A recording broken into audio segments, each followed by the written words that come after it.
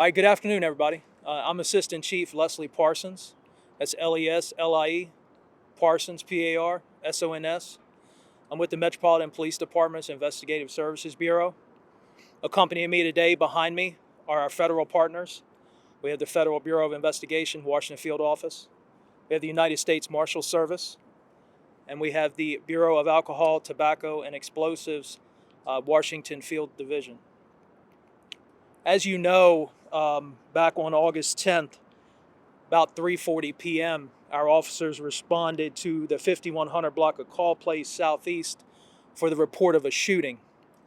When our officers arrived, they located a victim. That victim is 25-year-old REA Wolf, and as you know, he was in the area installing some solar panels, doing some construction work. Mr. Wolf was shot. He unfortunately succumbed from his injuries. Through our detectives' investigation, they were able to obtain an arrest warrant for first-degree murder while armed for 27-year-old Avery Miler, Miler.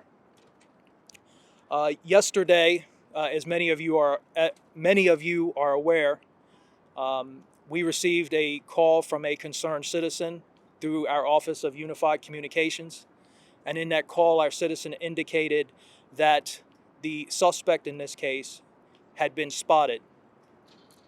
Our officers from the 6th District responded to that location. They observed the individual matching that lookout. They attempted to engage with him when he suddenly pulled a firearm and discharged multiple rounds in the direction of our officers. I'm here today with our federal partners to announce an increased reward for any information that leads to the arrest and conviction of 27-year-old Avery Miller of Southeast DC. He was last seen wearing all black clothing.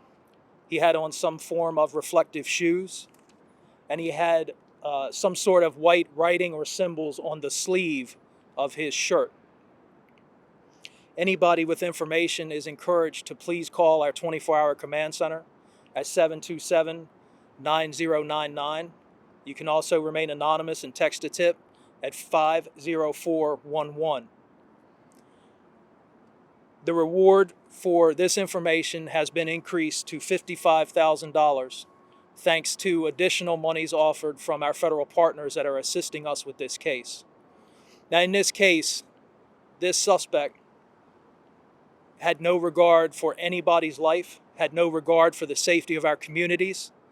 In broad daylight, early in the morning when people are going to work, kids are going to school, he decided it was okay to pull a firearm and just discharge it recklessly in the direction of uniformed officers.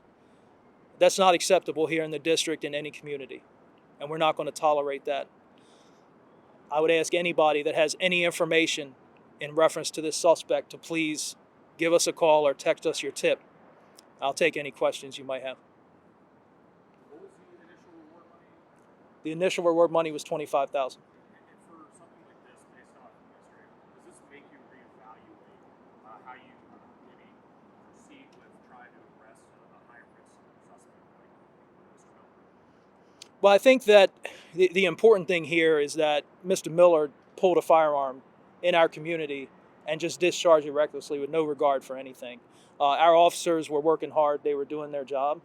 And Mr. Miller just has no regard for life. Thus, the increased reward. We don't want to see anybody else get hurt.